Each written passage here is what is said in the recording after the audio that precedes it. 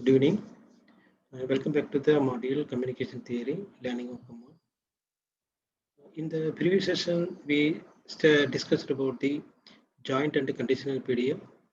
After that, we discussed a few points in statistical average of the random variable. The statistical average of the random variable represents the moments of the random variable. For example, the first moment of the random variable is the mean of the random variable. We are usually using the notation mu to represent the mean of the random variable. And it is calculated by summing the values of the observation or by summing the values of the random variables with its weighted probabilities. Okay. Similarly, we can find out the second moment of the random variable. The second moment of the random variable is called the variance of the random variable. Then, and the another name for the variance of the random variable is mean square value of the random variable. With the continuation of the statistical average, today's session we are going to discuss the standard deviation of the random variable and Chebyshev's inequalities.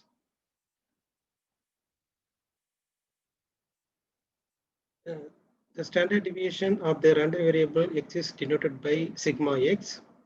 It provides a measure of the spread of observed values of a random variable x with respect to the mean of the random variable mx. So which means that how much the values of the random variables are deviated from the mean of the random variable. So the deviation is observed by the parameter standard deviation, right? Okay. By squaring the standard deviation of the random variable, we can get the variance of the random variable, or we can say that second center moment of the random variable. Okay. So mathematically, it is represented by sigma h squared, which is asymptotically equal to the expectation of x minus mx whole squared. So we can see here inside the square bracket, it is in a minus b whole squared form. So we need to expand that bracket term. So we are getting e of x squared minus 2mx e of x plus mx squared. And you can see here the second term, it is e of x, it's a mean of the random variable. So we can replace e of x by mx. So the second term becomes minus 2mx squared. Third term is mx squared. Then by subtracting, we are getting finally minus mx squared. So therefore, the standard deviation of the random variable x is sigma x, which is equal to square root of e of x squared minus mx squared.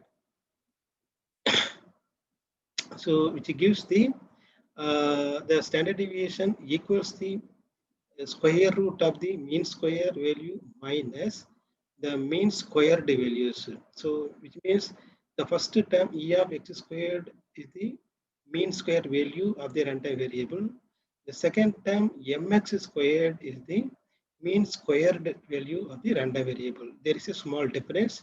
In the first term we can call it as the mean square value. The second term we can call it as a mean squared value.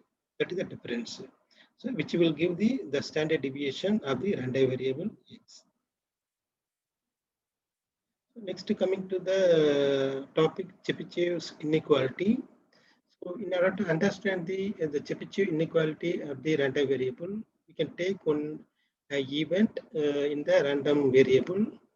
So we can take here x minus mx is the one of the event in the random variable x, okay, which is greater than the region k sigma x. Then we can represent the event x minus mx by one more random variable, say z. So capital Z, which is equal to x minus mx.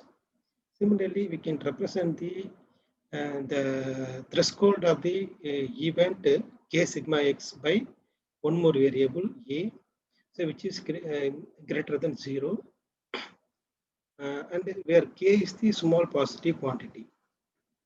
Then we can find out what is the probability of the event x minus mx.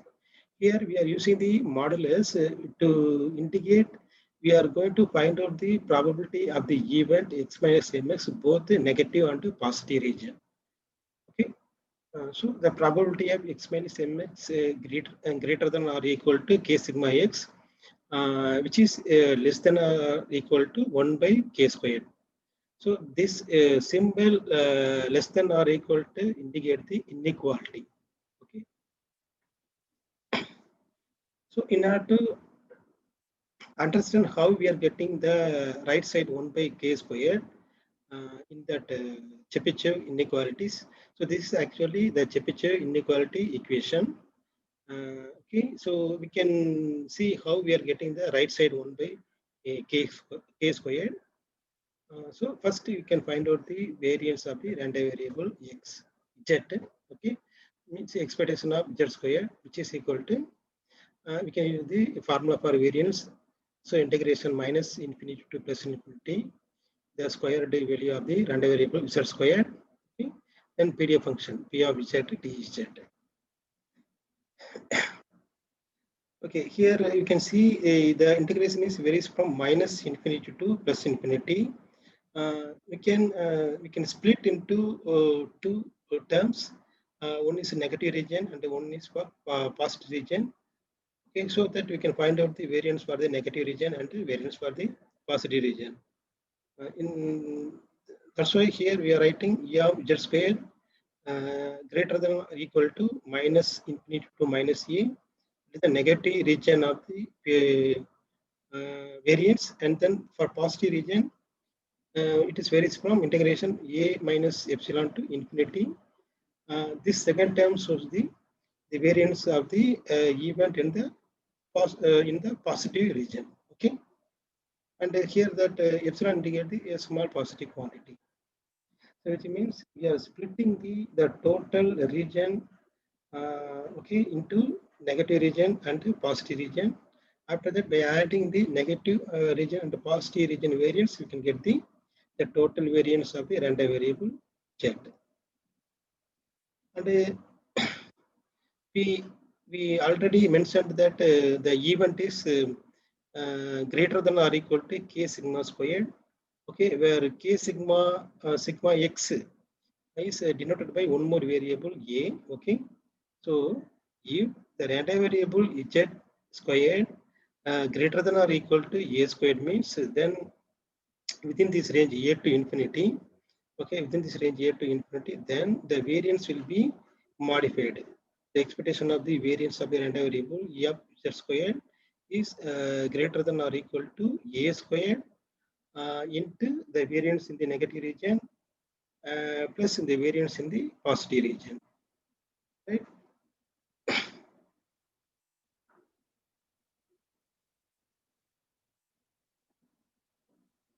So here you can see the variance in the negative region, okay, which is equal to the probability of the random variable z is less than or equal to minus e. So similarly, the variance in the positive region, which is varies from integration of a minus epsilon to infinity, okay, so which is equal to the probability of the random variable z, which is greater than or equal to e. Okay, so we can mapping the variance of the random variable negative region and positive region to corresponding the probability function. Okay, probability of the random variable z. So therefore, we can rewrite the variance equation into the probability of the event. So probability of the z greater than or equal to a, so which is equal to the probability of the z less than or equal to minus a plus the probability of z greater than or equal to a. Okay, means we are adding the probability in the negative region, probability of the event in the positive region. Okay, so which is less than or equal to e of z squared by a squared, because already we used that condition. If z squared is greater than or equal to a squared, then the variance becomes greater than or equal to a squared into the variance in the negative and the positive region. So by dividing this a squared with the variance e of z squared by a squared, we will get the variance of the random variable z. So that's why here we are getting that less than or equal to e of z squared by a squared. Now you can replace the random variable z by x minus mx and the variable a by k sigma x and the e of z squared by sigma x squared. So therefore, we are getting the p of x minus mx greater than or equal to k sigma x less than or equal to. We are replacing that e of z squared by sigma x squared. In denominator, there is a squared. Then a squared is replaced by k sigma x. So k squared sigma x squared. So you can see both numerator and the denominator sigma x squared is there. You can cancel. So finally, we are getting less than or equal to 1 by k squared. So the condition is verified for the Chebyshev inequality, the previous one. So here we mentioned the Chebyshev inequality condition for the particular probability of the event x minus mx, so which is less than or equal to 1 by k squared. Okay, by using that condition, we are proving that the probability of the event x minus mx, which is greater than or equal to k sigma x, or which is less than or equal to 1 by k square. Similarly, we can find out the probability of the event in the opposite region. So so we already checked the probability of the event for the region which is greater than or equal to k sigma x. So if it is the event is less than or equal less than k sigma x, then we can find out the probability of the event in the opposite region, which is greater than 1 minus 1 by k square, right? By simply subtracting the probability of the event in the greater than or equal to k sigma x, we can get the probability of the event in the negative region, means less than k sigma x, which is equal to which is greater than 1 minus 1 by k squared. Now, if you substitute k equal to 2, okay, so it becomes 1 by 4. So 1 by 4, so 1 minus 1 by 4 equal to 3 by 4. So which means that the observation of this event within this region 2 sigma x, okay, will be present, means which means 3 by 4 3 by 4th times of the observation of the random variable will be present within this 2 sigma x region, or we can say within mx plus or minus 2 sigma x range. 3 by 4th of the observation of the random variable will be available. That is the observation from this Chebyshev inequalities. Okay. Okay. So now take one more example to understand the statistical average of the random variable. So this is the PDF function of the random variable x. Okay. So this random variable x follows the Laplace distribution, and a is the positive constant. Okay.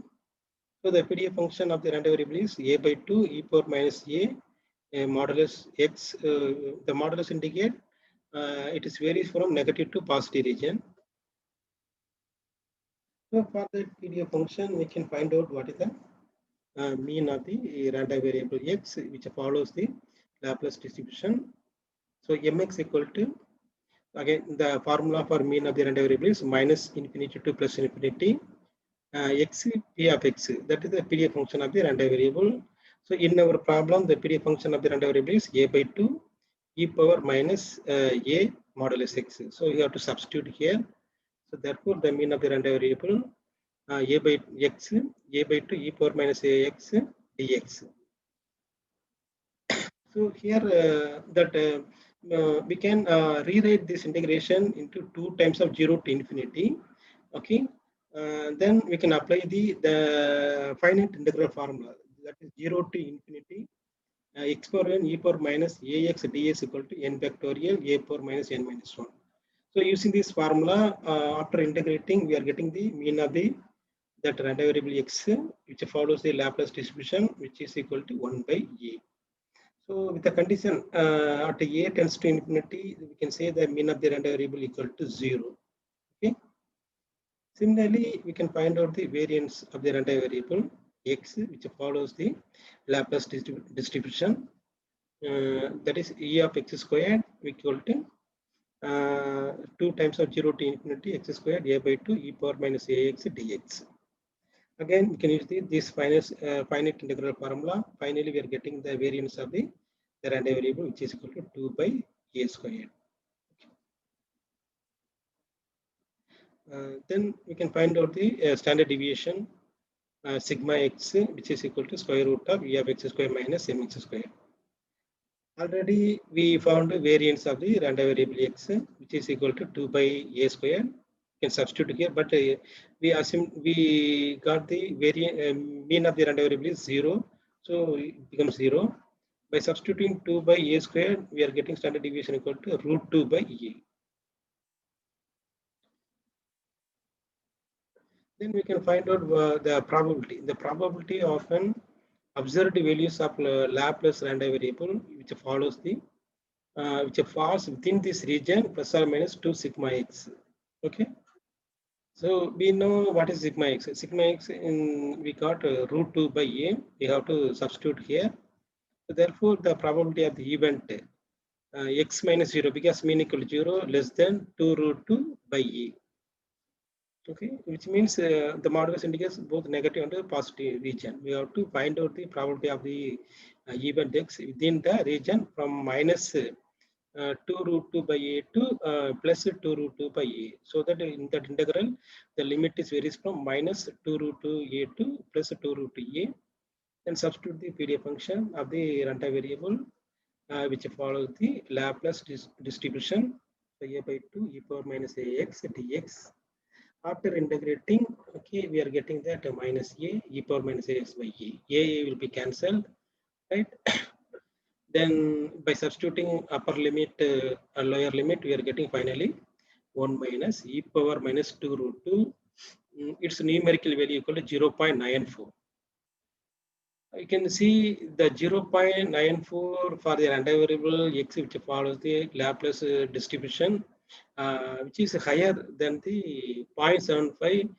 This is the 0.75 is the probability of the random variable, lower bound of the random variable in the Chebyshev's inequalities. In previous, we got that 0.75, okay, for the lower bound. Okay, the probability of the event less than k sigma x, we are getting 0.75. But for the random variable, which follows the Laplace distribution, okay, which has the 0.94. Now see one more example. Okay, let us consider the random variable x have the uniform distribution over the interval 0 to 2 pi, and calculate mean, variance, and the standard deviation. Then what is the probability of the event x minus mx greater than 2 sigma x? Okay.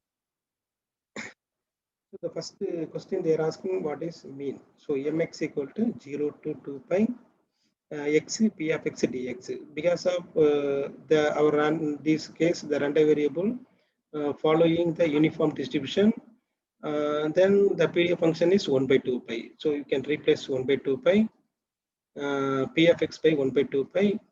Then after that, we can integrate. We are getting the mean of the random variable, which follows the uniform distribution, which is equal to 2 pi. So similarly, we can find out what is the variance of the random variable x. Okay, so 2 times of 0 to infinity x square 1 by 2 pi, that is the PDF function of the random variable, which follows the uniform distribution dx. Okay, and then by integrating, we are getting x cube by 3, because x squared x cube by 3, upper limit, lower limit 2 by 0. Then substitute that lower limit, upper limit. We are getting finally 8 pi squared by 3. This is the variance of the random variable, which follows the uniform distribution. Then standard deviation sigma x is simply you can taking the square root of the variance. So square root of 8 pi squared by 3, which is equal to square root of 8 by 3 into pi. Then the probability of the observed random variable x minus mx, which is greater than 2 sigma x. Okay, so in that case, first we need to find out what is the probability of the event less than 2 sigma x. Here the standard deviation is root 8 by 3 pi. So you have to replace the sigma x by root 8 by 3 pi. So therefore here 2 sigma x. So 2 into square root of 8 by 3 pi. Okay. But here we are considering the event is less than 2 sigma x. So then we have to find out the probability of the event. So 2 integral 0 to root of 8 by 3 pi and PDF function 1 by 2 pi dx. Then after integrating dx equal to x, the substitute upper lower limit, it will be 2 root 8 by 3. When the event is less than 2 sigma x. But the question they are asking, what is the probability of the event which is greater than 2 sigma x? So we can, in order to find out the probability of the event which is greater than 2 sigma x, we need to subtract the probability of the event less than 2 sigma x. So therefore, 1 minus probability of x minus 0 less than 2 root of 8 by 3 pi. Okay. So I mean already we found for the probability of the event less than 2 sigma x. Substitute here. So 1 minus 2 square root of 8 by 3, which is equal to minus 2.265.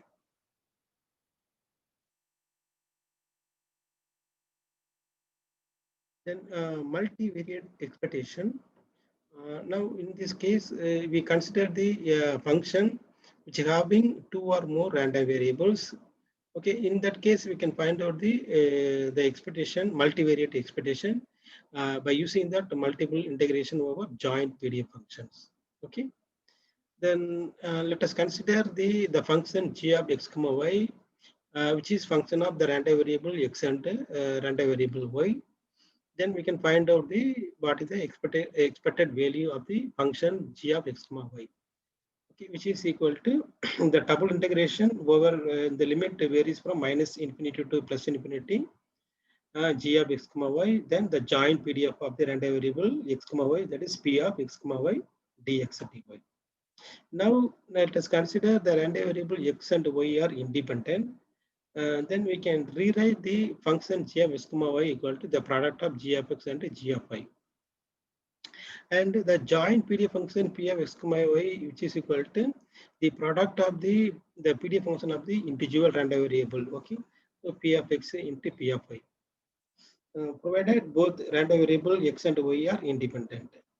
So therefore, the expectation of the function g of x comma y, which is equal to the double integration is separated into the single integration. So the integration for the random variable x, integration for the random variable y. So that we can get the mean of the random variable separately and the mean of the random variable y separately, right? So therefore, the first term shows the mean of the random variable x. The second integration term shows the mean of the random variable y. So we can replace the first integral term by mx, the second integral term by my. So in that way, we can find out the function having 2 or more random variable. We can find out the expectation of the function which having 2 or more random variable. Now, in another type, you can consider if the random variable x and y are not necessarily independent. Okay, then we can consider the function g of x comma y equal to x plus y, which means the sum of the two random variable x and y.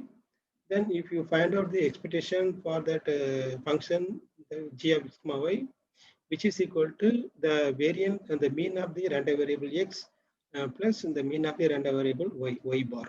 That is x bar plus y bar, or we can say which is equal to mx plus my.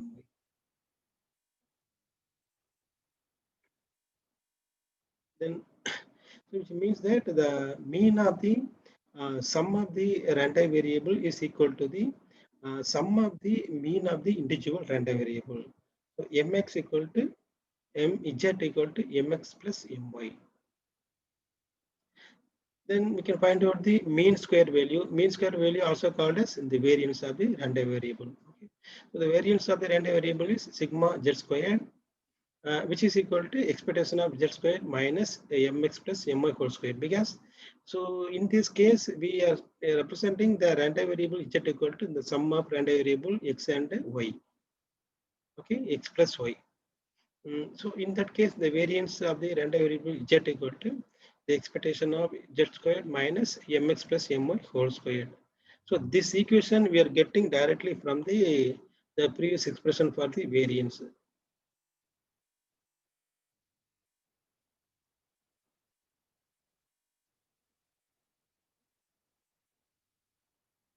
So yes, from here you can see that the standard deviation sigma x equal to square root of e of x squared minus ms squared, or the variance is sigma x squared equal to expectation of x squared minus mx squared. So after simplifying, we are getting that variance equal to expectation of x squared minus ms squared. So directly we are substituting and that formula here. Here, okay, for the random variable z equal to expectation of z squared minus mx plus my whole squared, because of this is the sum of two random variables. Z is sum of the random variable x and y. That's why here mx plus my is coming. Okay, so this is equal to sigma x squared plus sigma y squared, means the variance of the random variable x and variance of the random variable y.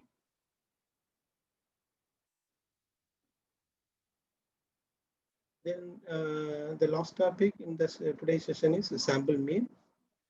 So in that case, let us consider there are n number of sample values obtained from the n independent observation, which is denoted by x1, x2, xn. Okay, then we can find out the sum of the random variable, which is denoted by z.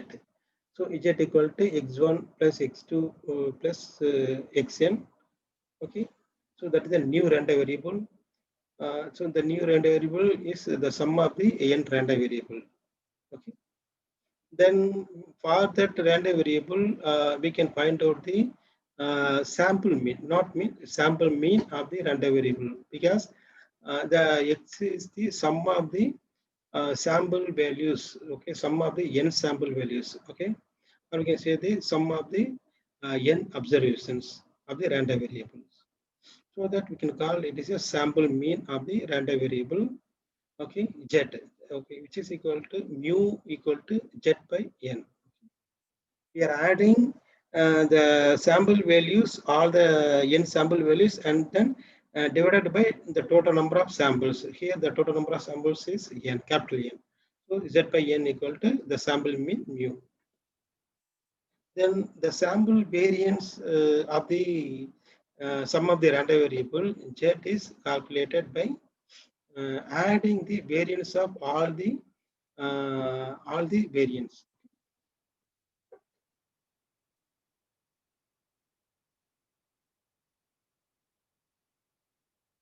So by adding the variance of the all the samples value, we can get the sample variance. Okay, you can see here the square root of the sample variance sigma mu equal to square root of 1 by n summation I varies from 1 to n xi minus mu whole square. Here the each term represent the variance of the each of the sample values of the random variable x. So we can add the all the variance of the sample values. We can get the sample variance. Okay.